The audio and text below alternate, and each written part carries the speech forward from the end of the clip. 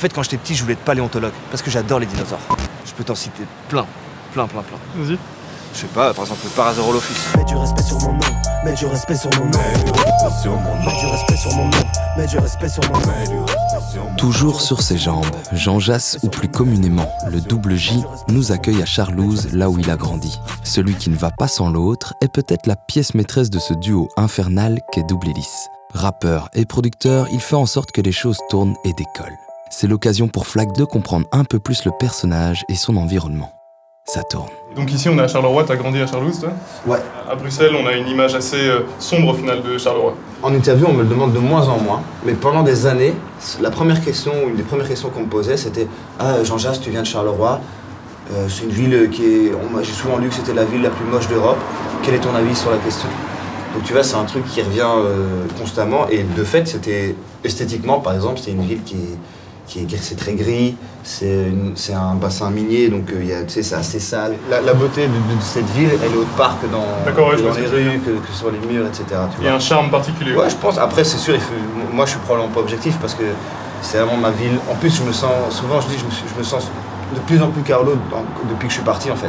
Et pourquoi ? En fait, je pense, tu sais, c'est le côté, je crois que c'est humain, mais tu sais, c'est comme tous ces gens qui immigrent, par exemple, et qui en fait sont encore plus attachés à leur pays d'origine. Tu vois, c'est un peu le même principe parce que t'as un manque. C'est le mal du pays, quoi. Ouais, parce que t'as un petit manque, tu vois. Je sais que dans ton équipe, on t'appelle Jean Nul. C'est marrant parce qu'attends, Jean Nul, est-ce que c'est pas... Si, c'est Roméo qui a trouvé Jean Nul. Ah, c'est Roméo qui a trouvé. C'est Roméo Kaba, un des deux. Et non, mais en fait, ils m'ont appelé comme ça parce qu'ils sont très jaloux aussi de mon talent. Forcément, ouais. Forcément, mais je dis la même chose au mien. Hein. Ouais, bah oui, clairement. Tu vois bien. Je veux dire, on est là tous les deux, ça se voit qu'on a réussi. Ça brille pas directement. Forcément le cas des autres. Mais ouais, j'ai vraiment un vrai côté François Pignon. Ouais. J'oublie plein de trucs, je casse des trucs. Un jour, je me planterai sur scène aussi. Ça, c'est un truc auquel je pense depuis longtemps. Un jour, je sais que ça va arriver. Tomber sur scène ? Ouais, je vais arriver, bonsoir Grenoble, par exemple, et tu sais, je vais me prendre les pieds dans un retour ou dans les fils, et paf, je vais me casser la gueule. C'est typiquement. Mais j'ai préparé à ce que j'allais dire après. Mets du respect sur mon nom, mets du respect sur mon nom. Respect. Donc on est ici chez toi, Jass. On est au parc de Charleroi. Le parc Astrid. C'est vraiment ici que tu vois qu'on a créé un peu que les liens se sont renforcés, tu vois, avec Exoda Rap aussi. Moi je me rappelle la première fois que je t'ai entendu sur un morceau, c'était un morceau qui s'appelait Charles Tour, je crois. Carole Tour. Carole Tour, juste. Ouais. Il était incroyable ce morceau. Je te remercie. C'est un morceau qui était déjà plus dans la lignée de ce que tu as fait en solo après avec...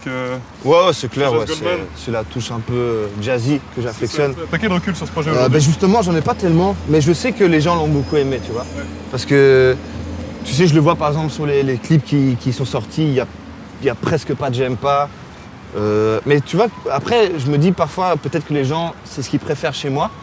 Mais je vois, tu sais, avec le succès qu'on a maintenant avec Kaba, Bien sûr, c'est pas pareil. là, je pense, plus des 3/4 des gens qui me connaissent maintenant ne savent pas ce qu'est Goldman, ne savent même pas ce que c'est qu'Exoda Rap. Je suis seul, ça caille, je marche en ville.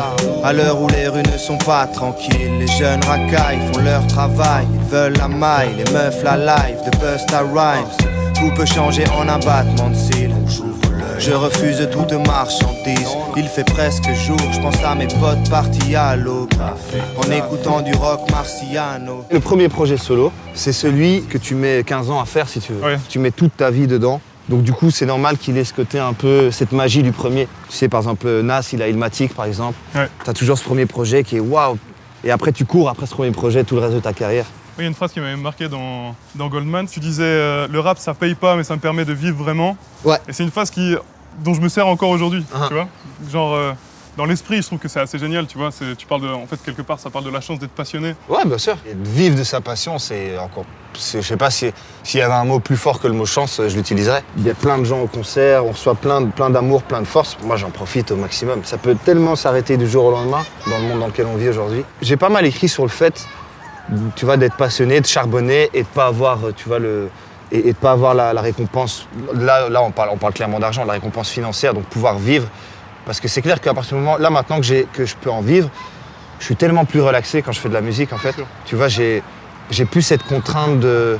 Ok, c'est magnifique, je viens de faire un putain de morceau, mais putain, c'est vrai que j'ai pas beaucoup de sous pour finir ma semaine et tout. Là, c'est plus le cas, je peux payer mon loyer, je peux emmener ma meuf en week-end si je veux. Tu vois, on peut faire plein de trucs maintenant, tu vois. Mais ça change rien au fait que pouvoir déjà aller au bout de ses projets, même sans faire d'argent, de faire des concerts, Moi, j'ai fait des concerts pendant des années avant de toucher ne fût-ce qu'un catering ou un défraiement ou, tu vois, ou un truc comme ça. Et je m'estimais déjà chanceux. Et je pense que rien que le fait de pouvoir partager sa musique en soi, c'est déjà une chance. Le reste, tout le reste, c'est du bonus. C'est que du bonus. Cette meuf sent bon, oh ouais. Son odeur imprègne les sièges de la 911. Ensuite, plus rien, je me suis réveillé sur le divan du stud. Mais avoue que mes rêves ont du style. Wesh, moi aussi j'ai du style. Toi non, mais ta mère a du style. J'ai qu'à rêver sur son grand place. J'attends les battes et les gambas. Merde, ça devient un peu long quand même. C'est là où tu jouais au foot quand t'étais gamin alors? Ouais. Après, tu vois, c'est un terrain, on peut vite laisser un genou par-ci, un coup de par-là. Et c'est un peu pentu. Il y a des bouts de peau à toi là encore. Ouais, probablement si tu cherches des fossiles. Des fossiles de Jean Jass. Exactement. Et tu rêvais pas d'être footballeur quand t'étais petit? Si, comme tous les petits garçons qui aiment le foot. Ça, hein. Et le fait de caser tellement de phases footballistiques dans tes morceaux, c'est une façon de pallier à ces rêves de gosse ou... Peut-être, hein, peut-être. Après, c'est sûr qu'avec le temps, vu qu'il y a plein de gens qui me disent qu'ils aiment bien ça, c'est sûr que maintenant j'en joue, mais au début c'était... En fait, j'ai toujours parlé de ce que j'aimais bien, c'est pour ça que, tu vois, je parle de cinéma, de foot et de bouffe, et de rap aussi, parce que c'est des choses que j'aime. Dans Double Hélice, je vous ai entendu parler de votre musique comme de film américain. Ouais, comme un buddy movie. C'est ça. En fait, c'est un délire de potes, cette histoire, tu vois. Et c'est juste je pense qu'on est arrivé à, si tu veux, à retranscrire un peu tout ce côté un peu pote, rigoler entre amis. On a réussi à le mettre dans cette musique. On est au studio, on écoute des instrus, et là, il y a une idée qui arrive, que ce soit chez lui ou chez moi, il y a une idée. Parfois, c'est un refrain, parfois, c'est un couplet. Et on démarre de là, et c'est vraiment par accident, en fait, que tu vois le truc. Tu sais, un morceau comme FDP, sur Double Hélice 2, qui est un morceau... bien fucked up. Tu vois, c'est un peu de la trisomie musicale, si on peut dire. On fait pas du rap drôle, mais il y a toujours des petites phases ou des petits trucs qui rendent le truc drôle, tu vois. Avec les années, je me suis assagi. De plus en plus fort comme un Saiyajin. Je vais tout niquer, je vais faire des sous. Mais pas tout de suite, faut que je des sous. Évidemment, depuis que j'ai le million de vues, je suis devenu un connard. J'ai des réponses de merde à vos questions de merde. Je suis un collard. Est-ce que tu penses revenir à un solo, toi, plus tard, Jass? Bien sûr, ouais, bien sûr. Avec Kaba, on est une association, c'est une combinaison. Souvent, moi, je dis, on est un couple libre, tu vois. Dans le sens où, là, on pourrait, je pense, encore rouler ensemble pendant quelques mois, voire quelques années, parce que ça fonctionne bien, il y a de la demande, on s'éclate. Mais je pense que l'un comme l'autre, on a envie de faire des choses tout seul, tu vois. On est vraiment très différents, on est heureusement complémentaires. Mais t'as vraiment ce côté où on a chacun une personnalité différente qui, quand on s'associe, rend ce truc un peu...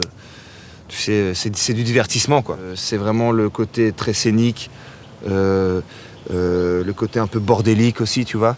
Et surtout ce côté américain, parce que nous adorons cet esprit américain. Après, quand je dis Amérique, c'est bien sûr... tu sais, là, c'est difficile d'être en accord avec, par exemple, la politique américaine. C'est plus ce côté, tu sais...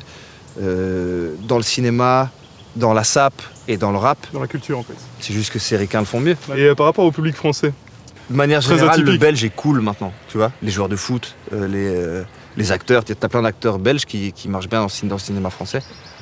Et surtout, celui qui nous a rendu cool sur toute la planète, c'est ce bon vieux Stromae. Et ce qui les attire chez nous, c'est une espèce d'exotisme, comme ça, j'imagine. Pour nous, c'est difficile à expliquer, mais il y a, je pense, une façon de parler, des thèmes qui sont propres à nous, je pense, et je crois qu'on se prend aussi beaucoup moins la tête qu'eux, tu vois. C'est une belle période du rap, au final. Je pense que c'est un âge d'or, c'est ce que tout le monde dit. Ouais. Après, tu vois, quand âge d'or, il faut bien prendre en compte ce que c'est. Âge d'or, ça veut pas dire que le reste c'était de la merde. Ça veut juste dire qu'aujourd'hui, il y a beaucoup d'artistes qui fonctionnent bien et qui font plein de choses différentes. Aujourd'hui, le rap, c'est devenu la nouvelle pop.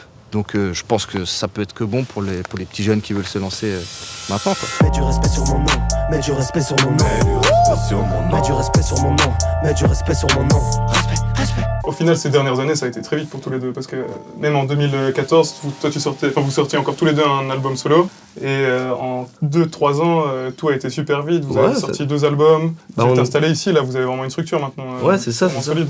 Bah, on s'est dit qu'il fallait se bouger, tu vois. De toute façon, c'est la seule. Il n'y a pas vraiment de formule secrète. Hein. Même s'il y a pas mal de gens qui nous ont découvert avec Double Hélice, le 1, il y a quand même ce côté où les gens savaient qu'on était là, qu'on faisait des projets, qu'on faisait des morceaux, qu'on avait fait tel ou tel freestyle qui avait fait X centaines de milliers de vues, X millions de vues, tout ce que tu veux. Donc, tu vois, ça faisait partie du parcours. C'était des étapes, je pense, indispensables pour arriver là où on en est aujourd'hui, je crois. C'est peut-être nos derniers projets où on a fait de la musique vraiment pour nous, si je peux dire ça comme ça. C'est peut-être un peu réducteur, mais après, je pense qu'on s'est surtout... En fait, on s'est décomplexé énormément après. Tu vois, on a enlevé tous les petites barrières, les trucs qui nous freinaient. Après, on a fait exactement comme on le sentait. On a fait au feeling tout le temps. Et ça a fonctionné. On travaille sur plein de morceaux, tu vois. Ça veut dire que dans ce petit disque dur, là, il y a plein de petits trésors cachés. Il y a plein de sons à deux, il y a des solos, il y a tout. Après, sous quelle forme ça va apparaître, ça... Surprise encore, même nous surprise pour nous, tu vois ce que je veux dire. Le feeling et la spontanéité. Le mot là. Bon, c'est très important. Franchement, dans notre formule, c'est comme ça que ça marche, quoi. On est deux gros bosseurs tous les deux. En studio, se casser le cul pour la scène. On a tous les deux un peu ce côté toujours faire mieux comme ça, tu vois. Je veux vraiment faire de la musique meilleure. Je veux faire des clips encore plus forts. Je veux faire des concerts devant encore plus de monde, tu vois. Mets du respect sur mon nom, mets du respect sur mon nom. Mets du respect sur mon nom, mets du respect sur mon nom.